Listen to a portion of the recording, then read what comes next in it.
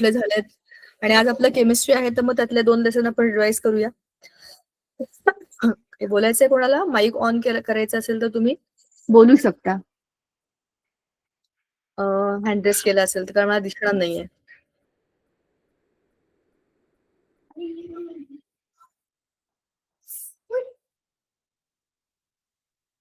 चला 2च मिनिटात बघूया.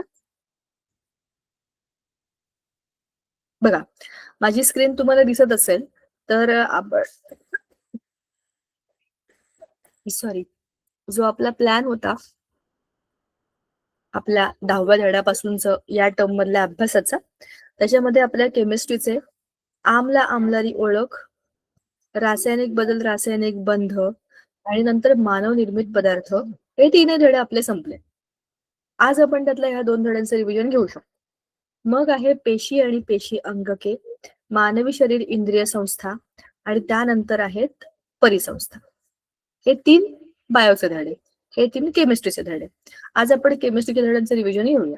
ठीक आहे, म्हणजे आपला सगळा अभ्यास होऊन जाईल. अभ्यास म्हणजे तुमची युनिट टेस्ट कधीही असेल तरी पण आपलं रिव्हिजन होऊन जाईल.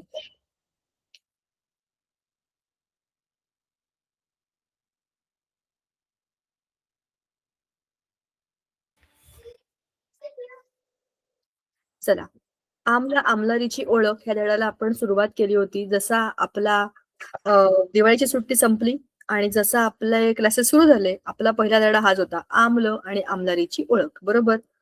एकदम सोप्पा मस्त छोटासा धडा आहे हा. या धड्यामध्ये सगळ्या महत्वाच्या गोष्टी कोणत्या कोणत्या आपण डिस्कस केलेल्या आहेत त्या एकदा आठवूया. सगळ्यात आधी तर आपण हे पाहिलं होतं की आपल्या आजूबाजूला खूप सारे पदार्थ असतात. त्या सगळ्या पदार्थांना कुठल्या ना कुठल्या केमिकल नेचरमध्ये किंवा त्यांच्या रासायनिक गुणधर्माप्रमाणे आपण त्यांना अभ्यासू शकतो. तर या पदार्थांचे नैसर्गिक गुणधर्म कोणते, असा जर आपण विचार केला तर एकतर ते आम्ल असतात किंवा आम्लारी असतात किंवा ते क्षार असतात. बरोबर? आता हाच अभ्यास आपल्या या धड्यामध्ये जो आहे, तर आपल्या दैनंदिन आयुष्यामध्ये आपल्या आजूबाजूला असलेले आम्ल कोणते आणि आम्लारी कोणत्या, असा हा अभ्यास होता. तर आम्ल म्हणजे काय? ते पदार्थ ज्यांची चव मुळात आंबट आहे. बरोबर? किंवा ज्यांच्या पाण्यात ऍड केल्यानंतर H+ म्हणजे H+ अशा आयनांची निर्मिती करण्याची ज्यांच्यात क्षमता आहे, ते सगळे असतात ऍसिड. आता आपल्या म्हणजे दैनंदिन आपल्या रोजच्या जेवणामध्ये, खाण्यापिण्यामध्ये बऱ्याच आंबट चवीचे पदार्थ आपण खाल्लेले. उदाहरणार्थ दही असेल किंवा आवळा असेल किंवा चिंच असेल, कैरी असेल, बरोबर? ताक असेल, बरोबर? ह्या सगळ्या आंबट पदार्थांना आपण खाल्लंय. विनेगर तुम्हाला माहिती असेल, लिंबू, संत्री आणि मोसंबी सुद्धा कधी कधी फार आंबट असतात. बरोबर? टोमॅटो कधी कधी फार आंबट असतात. मग अशा सगळ्या आंबट पदार्थांना जी चव असते ती त्याच्यामध्ये असलेल्या काहीतरी आम्लधर्मी पदार्थांमुळे असते. हे झाले ते ऍसिड, हे झाली ती आम्ल जी आपण खाऊ शकतो. म्हणजेच ही आहेत ऑर्गॅनिक ऍसिड्स, ज्याला आपण सेंद्रिय आम्ल म्हणतो. हे आम्ल हे नैसर्गिक असल्यामुळे त्यांचा आपल्याला कुठलाच भयंकर परिणाम होत नाही. तरी पण खूप हौस आहे म्हणून लिंबूवर लिंबू खाल्ले, दातांच्या किंवा घशाच्या असं जे होतं आपल्याला, ते कशामुळे होतं? ते ऍसिड असल्यामुळे होतं. म्हणजेच जरी नैसर्गिक असतील, जरी सेंद्रिय असतील, तरी पण ती आम्ल आहेत. बरोबर? दुसरं, ह्या सगळ्या पदार्थांव्यतिरिक्त जी आम्ल आपण लॅबमध्ये वापरतो, जी खूप भयंकर रसायनं असतात, ती असतात इनऑर्गॅनिक आम्ल. बरोबर? ती असेंद्रिय आम्ल असतात.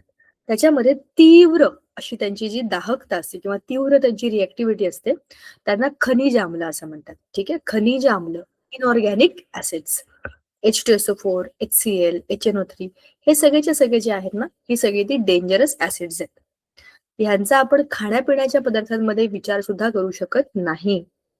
हे आपण खात नाही, हे पित नाही आपण, हे फार भयंकर असतात.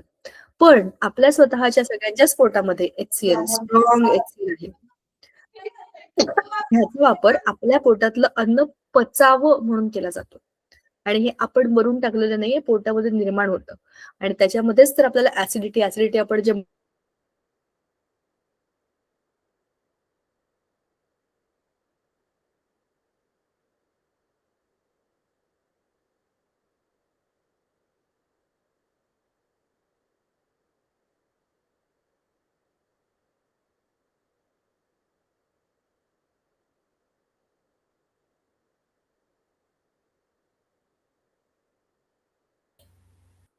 दीपिका मैम,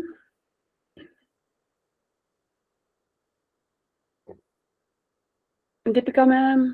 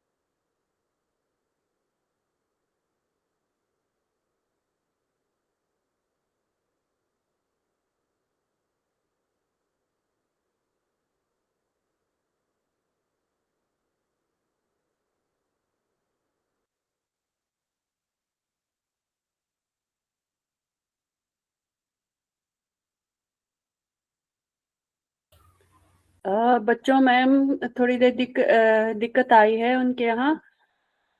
अब वो डिस्कनेक्ट हो गए हैं, 2 मिनट में ज्वाइन करेंगे, आप लोग वेट करिए। खाड़की स्कूल के बच्चों आप लोग बैठ जाओ, खेलो मत ऐसे, बैठ जाओ बेटा आराम से।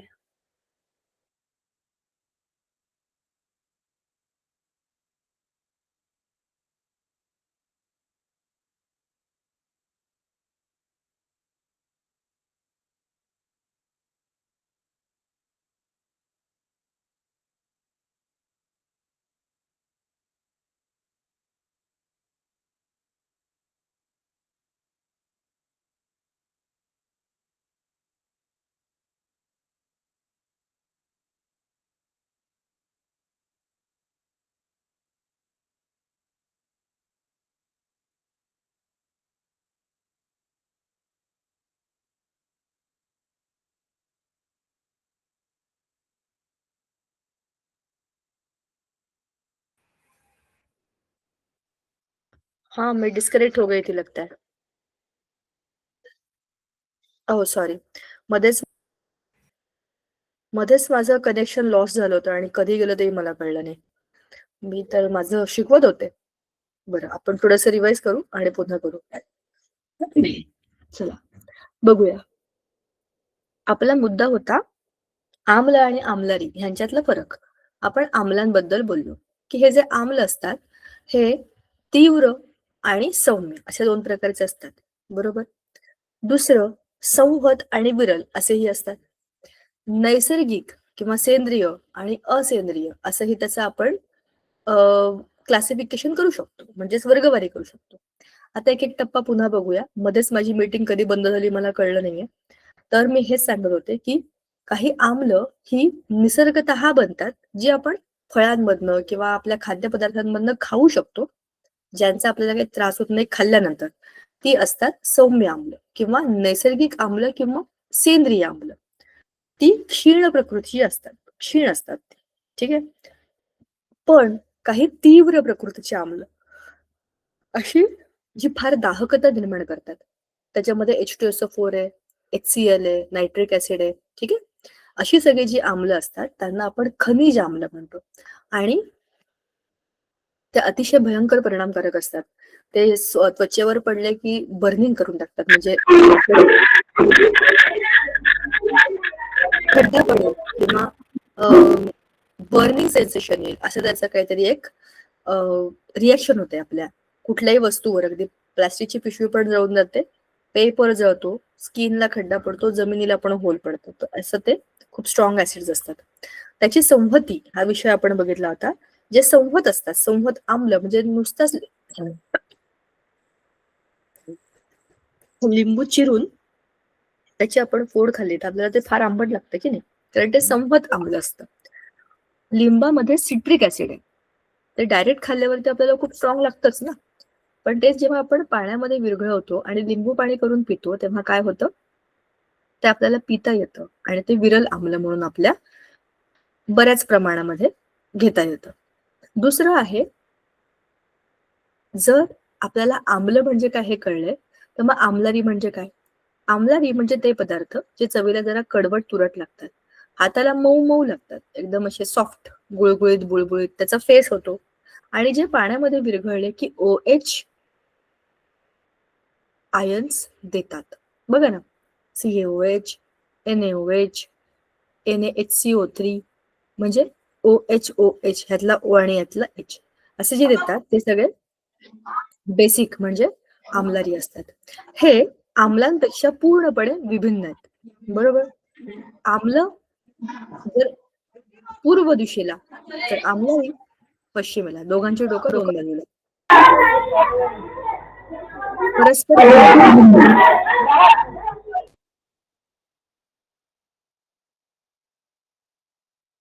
ठीक आहे.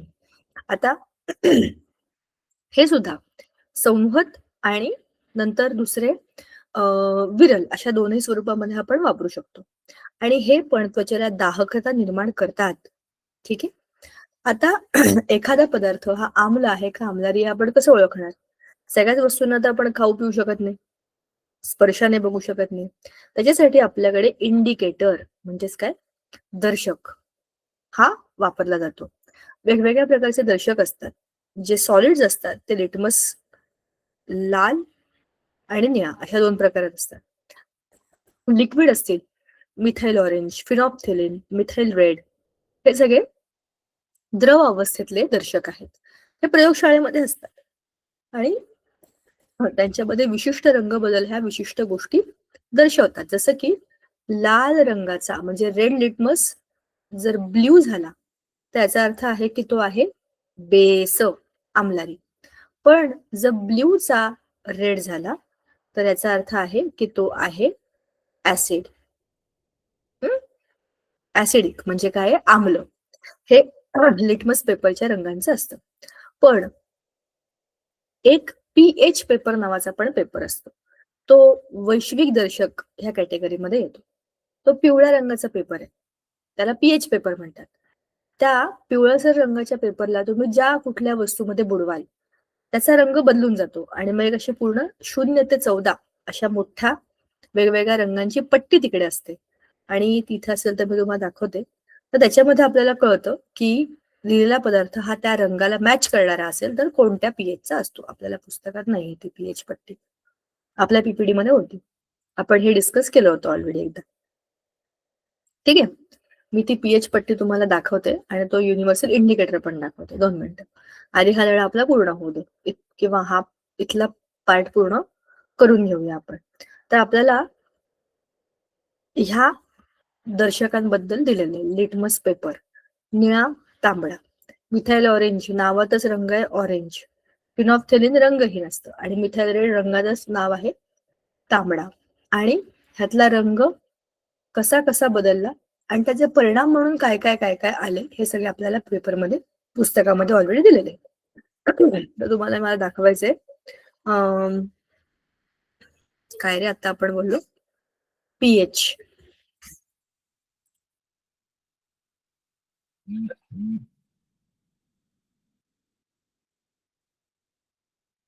बघा किंवा ही बघा, ही मस्त मोठीच्या मोठी पट्टी इथे या बाजूला दिसते बघा. 0 ते 14. 0 डार्क रेड, मग रेड, मग थोडासा ऑरेंजिश, मग येलो, मग ग्रीन म्हणजे पोपटी, मग थोडासा डार्क, आणखीन डार्क आणि 7 एकदम डार्क हिरवा. मग हा थोडा निळसर, हा तो मोरपंखी रंगासारखा, हा निळा, हा आणखीन त्याची डार्क शेड आणि मग हा पर्पल कलरकडे जातो. म्हणजेच 0 ते 14 मध्ये 0 ते 7 हे ऍसिडिक, 7 न्यूट्रल, 7 पासून पुढे बेसिक म्हणजे अल्कलाईन. असे ऍसिडिक नेचर आणि बेसिक नेचर आणि न्यूट्रल पदार्थ आपल्याला सांगता येतात. आता तुम्हाला दाखवायचंय मला अच्छा लिटमस पेपर दिलेत का इथे बघा बरं. हा हे बघा, हे पीएच पेपर आहे आणि खाली रंग दिसत तुम्हाला, हे ते पट्ट्या असतात त्यातल्या. कोणत्या रंगाचं कसं आहे म्हणजे समजा एका सोल्युशन मध्ये मी ही पीएच पट्टी बुडवली बघा, इथे ते क्लिअरली दिसतंय. हा बघा, एका पदार्थामध्ये बुडवलाय त्या पीएच पेपरला आणि त्याचा रंग असा झालाय. हा पेपर आहे, हा बुडवल्यानंतर बघा चित्र दिसतंय? हा पीएच पेपर आहे. हा पिवळ्या रंगाचा पेपर होता. ह्याला त्या सोल्युशनमध्ये बुडवलं त्याचा रंग असा झाला. मग ह्या पूर्ण 1 ते 14च्या पट्टीमध्ये कुठे बघा ह्या रंगाला मॅच होतो. म्हणजे हा रंग आहे 6 पीएचचा. म्हणजे जे काही पिवळ्या रंगाचं सोल्युशन तयार करणारं जे लिक्विड होतं हे, त्याचा पीएच काय आहे 6. जर पीएच 6 आहे म्हणजे ते काय आहे? ॲसिडिक आहे. तसंच इकडे पण बघा हा रंग कोणत्या कलरला मॅच होतो तसं चेक करून बघायचा. हा रंग 5ला मॅच होतोय म्हणजे हा काय आहे आपला? ॲसिड आहे. बरोबर?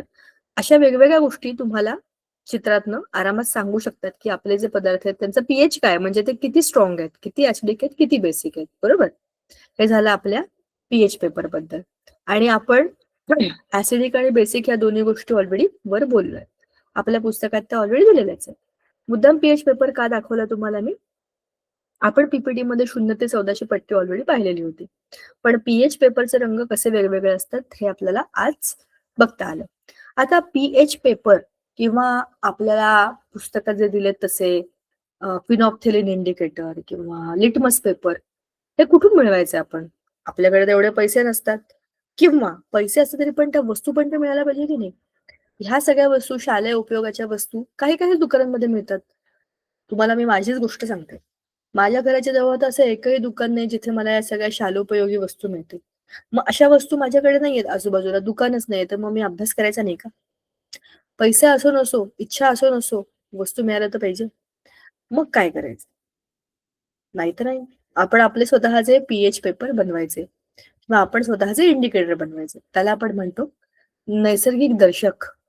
जसा आपल्या घरामध्येच एक हळद नावाचा नैसर्गिक दर्शक आहे.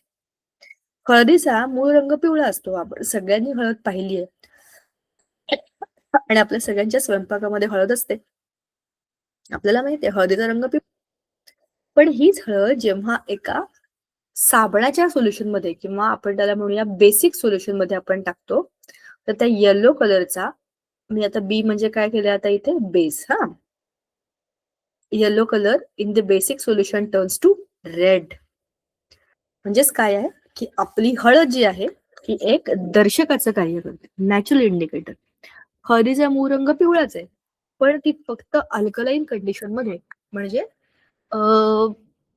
आम्लारी कंडिशन मध्ये लाल होते.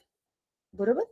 आता हळदीचा पेपर त्याचे बारीक बारीक तुकडे करून तुम्ही त्या दर्शकांचा टेस्ट म्हणून वापर करून बघू शकता. जसे की लिटमस पेपर असतात तसेच तुम्ही स्वतःचे वेगवेगळे नॅचरल इंडिकेटर्स बनवू शकता. मग कोणत्या कोणत्या वस्तूंपासून तुम्हाला हे बनवता येतील? सगळ्यात सोपं आहे रंगीत फुलं. आपल्या आजूबाजूला खूप सारी जांभळ्या रंगाची, निळ्या रंगाची, लाल रंगाची डार्क अशी फुलं असतात. बरोबर? तर ही फुलं जिथे कुठे आपल्याला मिळतात त्यांच्यापासून आपण आपले नॅचरल इंडिकेटर्स बनवू शकतो. त्या फुलांच्या पाकळ्या साध्या पांढऱ्या रंगाच्या रफ पानांच्या पट्ट्यांवरती घासायच्या ब्लँक आणि त्याच्यापासून आपले आपले दर्शक बनवायचे. त्याच्यामुळे तुम्ही लिंबू ज्यूस किंवा हळद किंवा आपल्या घरातलं दही, साबणाचं पाणी, हँडवॉशचं पाणी, दूध अशा सगळ्या गोष्टी चेक करून बघू शकता. आणि जर छोटीशी जखम झाली असेल टिंबभर तर रक्त पण चेक करू शकता. तुमच्याच रक्ताचा पीएच काय आहे तुम्हाला समजेल, ऍसिडिक आहे का बेसिक आहे. अशा पद्धतीने आपल्याला दर्शक बनवता येतात. म्हणजेच काय की एखादी वस्तू आम्ल आहे का आम्लारी आहे हे बघण्याकरता मदत करणारे दर्शक असतात. ठीक आहे. आता आपल्याला इथं पुस्तकामध्ये जे दिलेले आहेत ना ते आपले लिटमस पेपर आहेत. बघा निळ्या रंगाचा झाला आहे लाल आणि ते झालंय लालचा निळा. आता मला सांगा निळाचा लाल म्हणजे काय आहे? बीकर मधलं सोल्युशन हे ऍसिड आहे आणि लालचा निळा झालाय म्हणजे हे काय आहे? बेसिक आहे, आम्लारी आणि हे आम्ल. अशा पद्धतीने आम्ल आणि आम्लारी ह्यांना आपण शोधून काढू शकतो. त्याच्याकरता आपल्याला दर्शक मदत करतात. आता वेगवेगळ्या आपल्या आजूबाजूला असलेल्या पदार्थांमध्ये कोणती कोणती आम्ल आहेत? व्हिनेगरमध्ये ऍसिडिक ऍसिड, संत्र्यांमध्ये ऍस्कॉर्बिक, चिंचेमध्ये टार्टारिक, टोमॅटोमध्ये ऑक्झॅलिक, दह्यामध्ये लॅक्टिक, लिंबामध्ये सायट्रिक ऍसिड. म्हणूनच तर हे सगळे आंबट लागतात ना, कारण त्यांच्यामध्ये कोणती ना कोणती आम्ल असतात म्हणून. आता या आम्लांचे गुणधर्म काय असतात? चव आंबट असते, H+ आयन देतात. त्यांची आम्लाशी धातूशी अभिक्रिया होते आणि त्यातनं हायड्रोजन हा वायू निर्माण होतो. कार्बोनेटची अभिक्रिया होऊन CO2 वायू मुक्त होतो.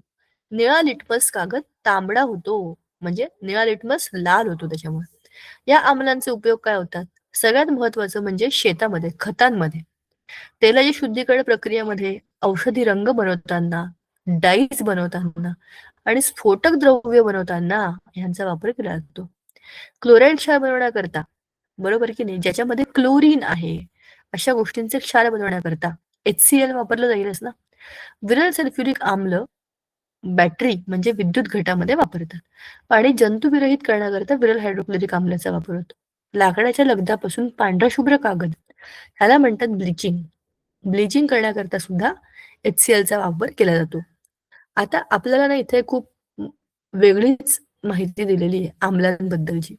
संहत आम्ल आणि आम्लारीची दाहकता. बघा, हे जे आम्ल असतात ना, ती फार भयंकर असतात. ही खूप संहत प्रकारची आम्ल अभिक्रिया करताना प्रत्येक अभिक्रियेमध्ये तेवढ्या संहतीचीच असली पाहिजे असं काही नाहीये. काही वेळेला विरल आम्लांचाही वापर केला जातो. पण मग अशी आम्ल आपल्याला कशी मिळतील? तर या संहत आम्लाला आपल्याला पाण्यामध्ये मिक्स करायला पाहिजे. आता पाण्याला आम्लामध्ये का आम्लाला पाण्यामध्ये, असे 2 प्रश्न येतात.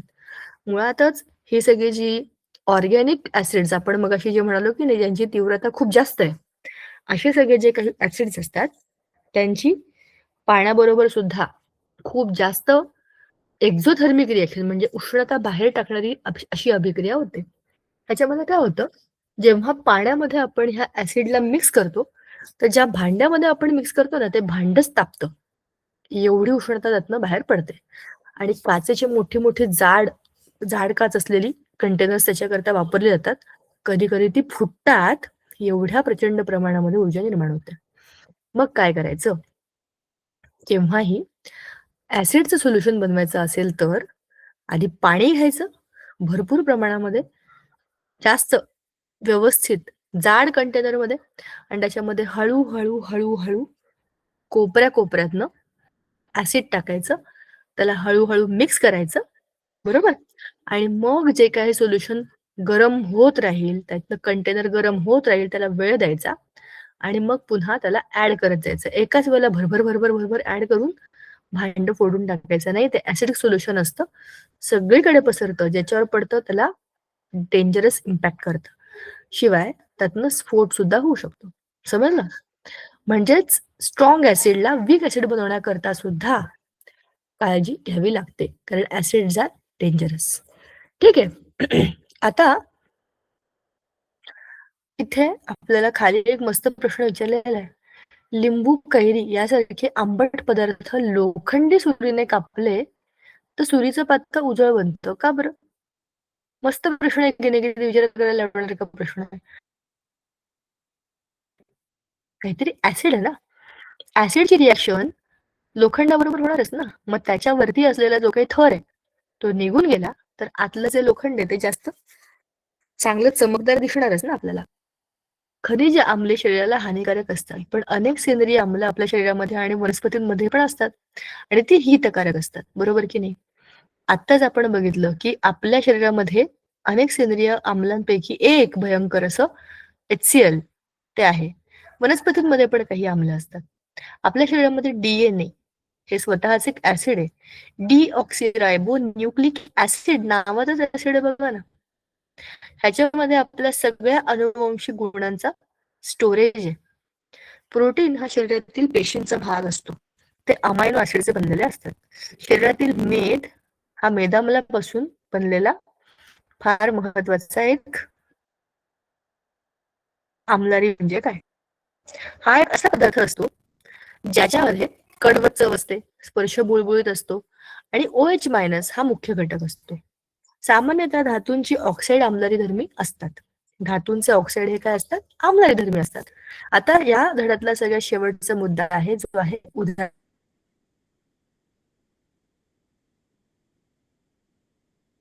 उदासीनीकरण.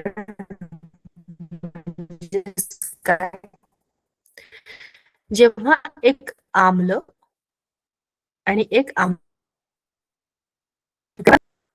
पॉइंट आणि उरलं काय मग हायड्रोजन आणि OH मायनस म्हणजेच काय झालं H2O पाणी. बरोबर. ह्या अभिक्रियेला म्हणतात उदासीनीकरण. म्हणजे ह्यातनं काय मिळतं क्षार आणि पाणी. क्षारांच्या निर्मितीकरता ह्या अभिक्रियेचा वापर केला जातो आणि मग आपल्याला त्या वेगवेगळ्या धातूंचे क्षार मिळतात. इथे सोडियम मिळाले आपल्याला. आता आपल्या जठरामध्ये हायड्रोक्लोरिक ऍसिड असते त्यामुळे अन्नपचन सोपं होतं. हे जर आम्ल गरजेपेक्षा जास्त वाढलं तर अपचन होतं. त्यावर उपाय म्हणून काय करतात आम्लारी धर्मी औषध त्याला आपण काय म्हणतो अँटॅसिड. बरोबर की नाही. त्याच्यामध्ये मिल्क ऑफ मॅग्नेशिया म्हणजे MgOH चा समावेश असतो. असे आम्लारी जठरामध्ये असलेल्या अतिरिक्त आम्लाचे उदासीनीकरण करतात. म्हणजेच काय आपल्या पोटामध्ये जिथे ऍसिड आहे त्याच्याबरोबर हे अभिक्रिया करतात. मग याच्यामध्ये काय OH आहे आणि पोटामध्ये HCl आहे. मग HCl आणि OH मायनस बरोबर MgOH म्हणजे आता ह्यातला Cl जो आहे त्याची अभिक्रिया होणार Mg बरोबर MgCl2 आणि हा जो H आहे तो बनेल H2O पाणी. बरोबर. म्हणजेच काय झालं पोटातलं ऍसिड हे दोन भागांमध्ये विभागलं गेलं आणि काय झालं ते शांत झालं. रासायनिक खतांच्या अनावश्यक अतिवापरामुळे शेत जमिनीतील आम्लाचे प्रमाण वाढते. जमीन आम्लधर्मी असते तेव्हा जमिनीत आम्लधर्मी चुनखडी किंवा चुन्याची निवळीसारखी रसायने शेती तज्ञांच्या मार्गदर्शकाने मिळवतात. म्हणजे शेतामध्ये बघा आपण अनेक गोष्टी आपल्या शेतामध्ये टाकत असतो. चांगलं उत्पादन येण्याकरता आपण त्याच्यामध्ये अनेक रसायनं टाकतो, खतं टाकतो. बरोबर. आणि अनेक फवारणी करतो वेगवेगळ्या गोष्टींची. त्याच्यामुळे काय होतं उद्या घेऊन त्याच्यामुळे काय होतं की आपल्या जमिनीचा जो कस आहे ना तो बदलतो. मग काय करायचं अशा वेळेला मग आपल्याला आपल्या त्याच जमिनीला त्याचा कस सुधारण्याकरता किंवा त्याच्यामध्ये जी काही काय बरं म्हणतो आपण इम्बॅलन्स झालेला आहे ऍसिड आणि बेसचा त्याला रिपेअर करण्याकरता आपण त्याच्यामध्ये वरून काही गोष्टी ऍड करतो. जसं जर आपली जमीन ऍसिडिक झाली असेल आम्लधर्मी त्याच्यामध्ये चुनखडी किंवा चुन्याची निवळी मिसळतात.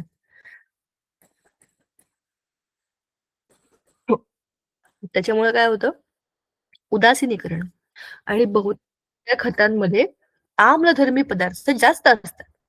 मुळातच आपल्या जमिनीचा जो काही स्तर आहे तो सुद्धा बाटून वेगवेगळी पिकं घेत असतो. त्यामुळे आपल्या जमिनीचा कस टिकून राहायला पाहिजे म्हणून त्याच्यात आधी टाकलेल्या खतांच्या प्रॉब्लेमचं सोल्युशन सुद्धा आपल्याला काढावं लागतं. बरोबर. त्याला म्हणतात उदासीनीकरण. आता आहे रासायनिक बदल आणि रासायनिक बंध. हा धडा पण आपण खूप डिटेलमध्ये बघितला होता. बघा काय होतं रासायनिक बदलामध्ये आणि रासायनिक बंधांमध्ये. सगळ्यात आधी तर एक महत्वाची गोष्ट आपल्याला कळायला पाहिजे की रासायनिक बदल म्हणजे काय आणि हे भौतिक बदलांपेक्षा वेगळे कसे असतात. आपण ह्या सगळ्याचे डिस्कशन ह्या चित्रामधनं केलं होतं. एखादं फळ पिकतं त्याचा रंग बदलतो किंवा ते खराब होतं. खिळे गंजतात, माचीसची काडी पेट घेते किंवा आपण केमिकल ठेवलेल्या काही गोष्टींचा रंग बदलतो. त्याच्यामध्ये काहीतरी हवा बाहेर आल्यासारखी फुसफुसल्यासारखा आवाज येतो किंवा त्यातनं वायू बाहेर पडतोय, बुडबुडे निर्माण होतात. अशा अनेक गोष्टींचं आपण निरीक्षण करतो. हे सगळं काय आहे? ही सगळी चिन्ह आहेत किंवा हे सगळे सिम्बॉल्स आहेत. काय म्हणू आपण ह्या सगळ्या गोष्टी सिद्ध करतात की एखाद्या गोष्टीमध्ये रासायनिक बदल झालेला आहे. रासायनिक बदल होतो म्हणजेच काय होतं त्याच्यामध्ये असलेल्या अणुरेणूंच्या रचनेमध्ये पुनर्रचना होते. जसं एखादा पदार्थ आहे जसं आपण एक उदाहरण घेऊया एक पेपर आहे साधा पेपर ह्या पेपरला मी चुरगळून टाकलं किंवा त्याला कापलं दोन भागांमध्ये काय होईल एका पेपरचे दोन भाग होते. बरोबर. पण त्याच्यामध्ये जे काही अणुरेणूंची रचना आहे ह्याच्यामध्ये कुठलाच बदल झालेला नाहीये ना. जर बदलच झालेला नाही याचा अर्थ हा कुठलाही रासायनिक बदल नाही हा भौतिक बदल आहे. पण जर ह्याच पेपरला मी इथे जाळलं फ्लेम खाली धरलं मेणबत्ती ठेवली इथे आणि हा पेपर मी जाळून टाकलं तर काय होईल इथला सगळा जो भाग आहे त्या पेपरचा तो जळायला लागेल. बरोबर. पेपरची रचनाच बदलून जाईल. इथून जो जळायला लागेल तो हळूहळू हळूहळू पूर्ण जळेल आणि खाली पडून जाईल. तुम्ही किती वेळेला बघितलं असेल, की जेव्हा एखादा पेपर जळतो तेव्हा तो पूर्णपणे काळा होतो. त्याचं कार्बनमध्ये रूपांतर होतं. असं म्हणू नका झाला काळा-काळा कार्बन. म्हणजेच काय झालं? मुळात हा पेपर असा नव्हताच.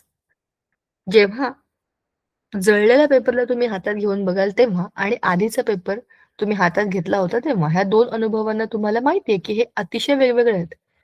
आधीचा पेपर, नंतरचा पेपर याच्यामध्ये खूप बदल झालेले आहेत आणि तेच असतात रासायनिक बदल. भौतिक बदल हे तुम्ही पुन्हा घडवून आणू शकता. म्हणजे जसं पाण्याची वाफ होणं आणि त्या वाफेचं पुन्हा पाणी करणं हे शक्य आहे. म्हणजे भौतिक बदल हे दोनही प्रकारे पुढे आणि मागे हे जातात. ह्याला रिव्हर्सिबल म्हणतात. पण रासायनिक बदल हे इररिव्हर्सिबल एकाच दिशेने जातात. उदाहरणार्थ आता हेच आपण घेऊया पेपर आणि जळलेला पेपर. बरोबर? जळलेल्या पेपरपासून पुन्हा असा पेपर बनवणं शक्य नाही. हे एकाच दिशेने होणारी क्रिया आहे. पण खाली मात्र असं नाहीये. म्हणजे आपण आता ज्याला जसं म्हटलं पेपरला कट केलं. कट केलेल्या पेपरला तुम्ही जोडू शकता का? फेविकॉल लावा, काहीतरी करा. काही करा पण तुम्ही त्याला जोडण्याची शक्यता तरी आहे. ठीक आहे. काही गोष्टी वेगळ्या होतील. पण त्याची रचना मुळातच खराब नाही झाली आहे ना. सो तुम्हाला ते करणं पॉसिबल तरी आहे. ह्याच्यामध्ये मात्र असं काहीही होऊ शकत नाही. एकदा क्रिया घडली की घडली, ती इरिव्हर्सिबल असते. म्हणजेच काय? त्यांच्यामध्ये मूळ पदार्थांचे संघटन बदललेले असते. नवीन पदार्थ तयार झालेला असतो आणि ह्यालाच आपण म्हणतो रासायनिक अभिक्रिया. बरोबर? आता रासायनिक बदल आणि शाब्दिक समीकरण म्हणजे काय? रासायनिक बदलामध्ये काहीतरी बदललेलं आहे. त्या पदार्थाचे भौतिक गुणधर्म, रासायनिक गुणधर्म हे बदललेले आहेत. मग ते मांडायचे कसे? ते मांडण्याकरता शाब्दिक समीकरणाचा आपण वापर करतो. त्याच्यामध्ये कोण कोण सहभागी होतं आणि त्यातनं काय काय मिळालं ह्या गोष्टींच्या नावांनी आणि एका बाणाने ही अभिक्रिया दर्शवली जाते. सायट्रिक आम्ल आणि सोडियम बायकार्बोनेट हे एकत्र आले किंवा यांची अभिक्रिया झाली तर कार्बन डायऑक्साईड आणि सोडियम सायट्रेट ह्या 2 गोष्टी मिळतात. ही रासायनिक अभिक्रिया आहे. पण ही रासायनिक अभिक्रिया मांडायची असताना आपण ह्या शब्दांनी जेव्हा तिला मांडतो तर हे असतात अभिक्रियाकारक, हे असतात उत्पादित. बरोबर? कोण कोण अभिक्रिया करतंय ते डाव्या बाजूला आणि काय काय मिळालंय हे उजव्या बाजूला. ठीक आहे? अशी असते ही रासायनिक अभिक्रियेची मांडणी आणि शाब्दिक उदाहरणाचं किंवा समीकरणाचं उदाहरण. आता आपल्या दैनंदिन जीवनामध्ये कोणते कोणते रासायनिक बदल आपल्याला माहिती आहेत. आपल्याला माहिती असलेला सगळ्यात महत्वाचा रासायनिक बदल म्हणजे श्वसनाची अभिक्रिया. सगळ्या सजीवांना श्वसन ही अभिक्रिया चांगलीच माहिती आहे. आपण सगळे श्वसन करतो. म्हणजेच काय करतो? श्वासोच्छ्वास घेणे. बाहेरचा ऑक्सिजन शरीरामध्ये आणि शरीरातला कार्बन डायऑक्साईड शरीराच्या बाहेर सोडणे. ही जी फार जटिल प्रक्रिया आपल्या शरीरामध्ये होत असते. सगळ्या सजीवांच्या शरीरामध्ये थोड्याफार फरकाने होतच असते. त्याला म्हणतात श्वसन. ह्याच्यामध्ये काय होतं? प्रत्येक पेशीमध्ये ग्लुकोज आहे. म्हणजे काय? अन्न. बरं? ह्या अन्नाला ऑक्सिजन काय करतो? जाळतो. तुम्हाला सगळ्यांना माहिती आहे ऑक्सिजनचं काम काय? ज्वलन. ऑक्सिजनच्या संपर्कामध्ये वस्तू आली की ती जळू शकते. जेव्हा आपल्या प्रत्येक पेशीमध्ये असलेल्या ग्लुकोजची ज्वलनाची अभिक्रिया होते तेव्हा काय होतं? त्याच्यामधनं ऊर्जेची निर्मिती होते. बरोबर?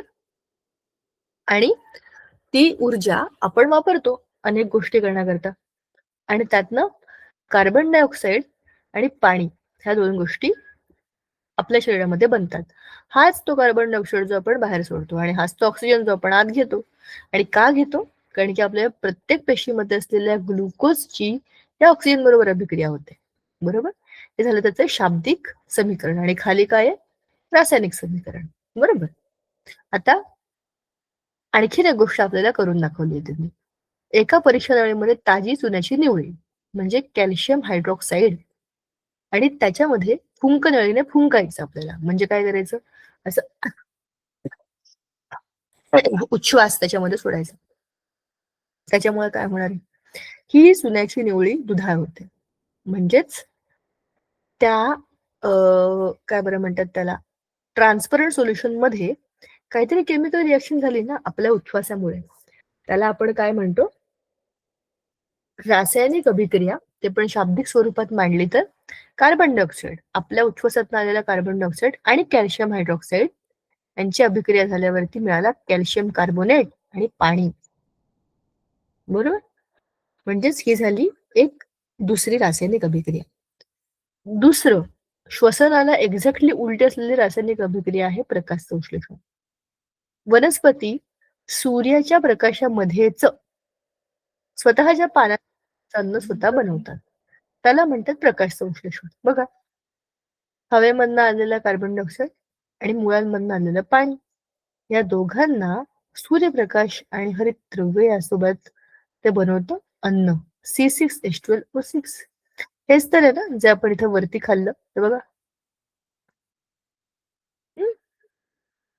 आता जरा या दोन्ही अभिक्रिया बघा, साधी उलट उलट सुलट सगळ्या अभिक्रिया या सेमच आहेत की नाही जरा बघा. ही जी उजवी बाजू आहे, ही इकडे येऊन काय झाली आहे, डावी बाजू. आणि ही इथली डावी बाजू ही इथे उजवीकडे येऊन कुठे आली आहे, इकडे बघा. या दोनही ज्या अभिक्रिया आहेत या परस्परांना पूरक आहेत, डावीकडे उजवीकडे अशा होतात. आता मानवनिर्मित नैसर्गिक बदल, रासायनिक बदल कोणते? आपल्या आजूबाजूला आपण खूप साऱ्या ऍक्टिव्हिटीज करत असतो आणि आपण खूप साऱ्या गोष्टींमध्ये रासायनिक बदल घडवून आणत असतो. सगळ्यात पहिलं म्हणजे इंधनाचे ज्वलन. जे काही इंधन आपल्या गाड्यांमध्ये आपण वापरतो, पेट्रोल, डिझेल, कोळसा किंवा लाकूड, हे जे काही आपण जाळतो की नाही, अगदी आपल्या स्वयंपाकाचा गॅस जो असतो की नाही LPG सिलेंडर मधला, त्याच्यात ज्वलन होतं. ज्वलनामध्ये काय होतं, जसं आपल्याला माहितीये की ज्वलनाकरता ऑक्सिजनची गरज असते. ह्या सगळ्या पदार्थांमध्ये कार्बन आहे. हा कार्बन जळतो आणि त्या ज्वलनातनं तो उष्णता निर्माण करतो. ठीक आहे, म्हणजेच ज्वलनाकरता आपण अशी अभिक्रिया लिहू शकतो का बघा, शाब्दिक समीकरणामध्ये कार्बन, कुठल्या पण गोष्टीतला कार्बन आणि ऑक्सिजन हे एकत्र आले की बनतो कार्बन डायऑक्साईड. आता त्याला आपण रासायनिक भाषेमध्ये C+O2 will give you CO2 असं लिहूया. हा काय आहे, सगळ्यात सोपं केमिकल इक्वेशन. दुसरी अभिक्रिया आहे विरल हायड्रोक्लोरिक आम्लाने शहावारी फरशी स्वच्छ करणे. विरल हायड्रोक्लोरिक ऍसिड म्हणजे डायल्यूट HCl. शहावारी फरशी जी असते ना, त्याच्यावरती सगळ्यात वरती त्याच्या ना वेगवेगळ्या क्षारांचं आवरण असतं, ते होतच.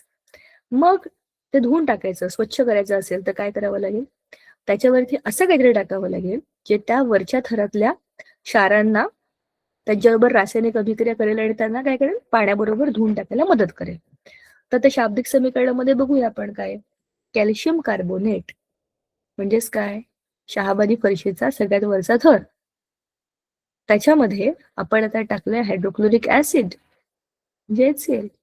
आता काय बनलं, कॅल्शियम क्लोराईड आणि कार्बन डायऑक्साईड आणि पाणी.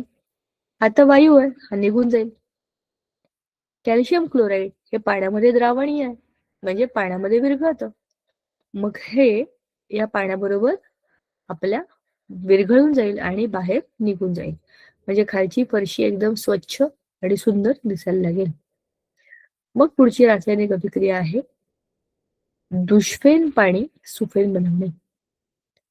आपण मगाशीच बोललो ना, काही काही नद्यांचं नाही, काही काही बोरचं पाणी किंवा टँकरचं पाणी काही ठिकाणी इतकं दुष्फेन असतं की त्या पाण्यामध्ये कशाचीच म्हणजे कोणत्याच गोष्टींचा वापर हा धुण्याकरता केला जाऊ शकत नाही, कारण त्या पाण्यामध्ये ना फेसच होत नाही. दुष्फेन या शब्दाचाच अर्थ आहे, फेन म्हणजे फेस, दुष्फेन ज्याच्यामध्ये फेसच होत नाही असे दुष्फेन पदार्थ.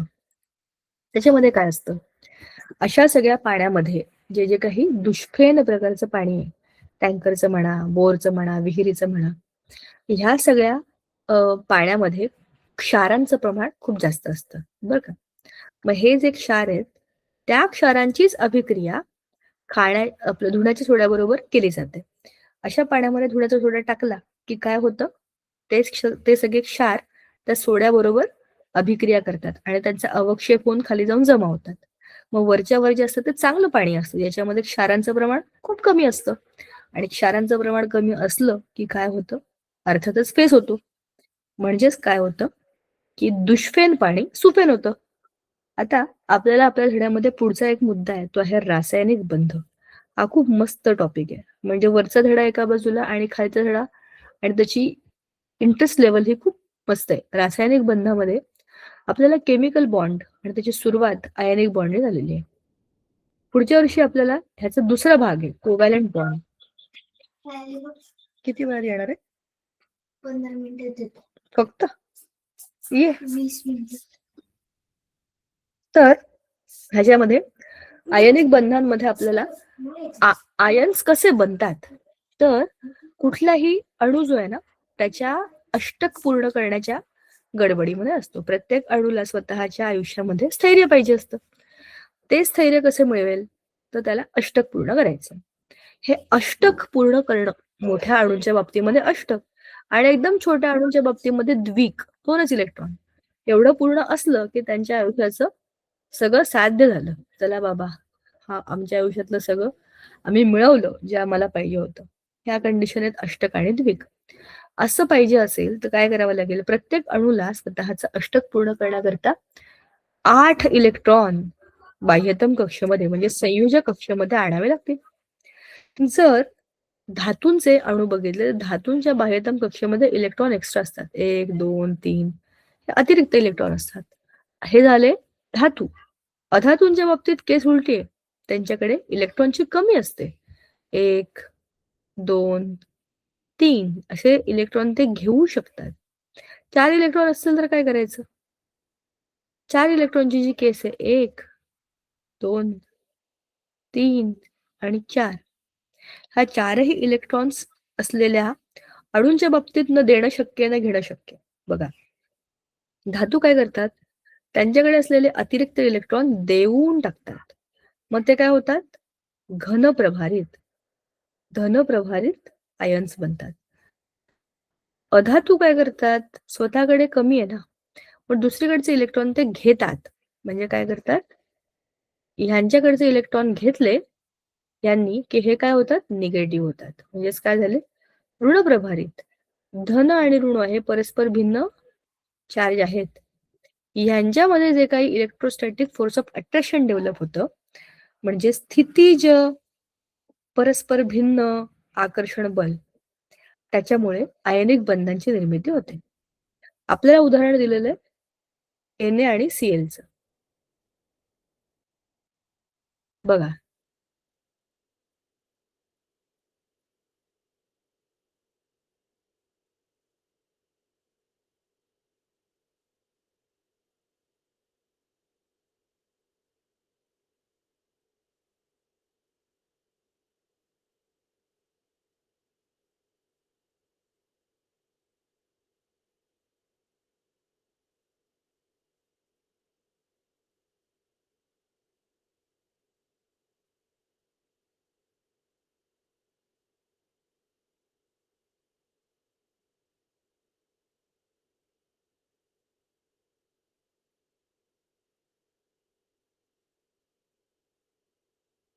Okay, sorry for the disturbance. हा, तर अशा पद्धतीने जे बंध बनतात ते असतात आयनिक बंध. आता इथे आपल्याला उदाहरण दिले ते बघा, NaCl. Na म्हणजे 11, हा त्याचा अणु अंक आहे. मग त्याचं इलेक्ट्रॉनिक कॉन्फिगरेशन म्हणजे इलेक्ट्रॉन समरूपण आहे 281. क्लोरीन ह्याचा अणु अंक आहे 17, मग त्याचे इलेक्ट्रॉन समरूपण झालं 287. ह्याला अष्टक पूर्ण करण्यासाठी 2 आणि 8, बघा 8 ह्याच्याकडे ऑलरेडी आहेत ना, हा एक्स्ट्रा इलेक्ट्रॉन आहे, हा त्याला देऊन टाकावा लागेल. ह्याच्या बाबतीमध्ये 2 आहे, 8 आहे आणि इथे 7 इलेक्ट्रॉन आहेत. ह्याचा एक इलेक्ट्रॉन जर याने घेतला इकडे, अरे थांबा, बाजूला घेऊया आपण. हा जो एक्स्ट्रा इलेक्ट्रॉन आहे हा जर इकडे लावला तर काय होईल, 2, 8, 8 म्हणजेच काय, अष्टक पूर्ण होईल. बरोबर, याचंही काम होईल आणि त्याचंही काम होईल. पण आता गडबड अशी होते, ह्याला इलेक्ट्रॉन देऊन टाकलं की याच्यामध्ये एक नॅचरल पॉझिटिव्ह चार्ज येतो आणि याच्यामध्ये निगेटिव्ह चार्ज येतो. Na plus Cl minus. आता हे अणू नाही आहेत, हे बनलेत आता आयन्स. बरोबर, ह्याला म्हणतात कॅटायन आणि याला म्हणतात ॲनायन. कॅटायन आणि ॲनायन हे परस्पर भिन्न प्रभारित आहेत. त्याच्यामुळे ते एकमेकांना आकर्षित करतात आणि त्यापासून हे आयनिक बंध बनतात. हे खूप स्ट्रॉंग बॉन्ड असतात. आणि अशा पदार्थांचे द्रवणांक आणि उत्कलनांक खूप जास्त असतात.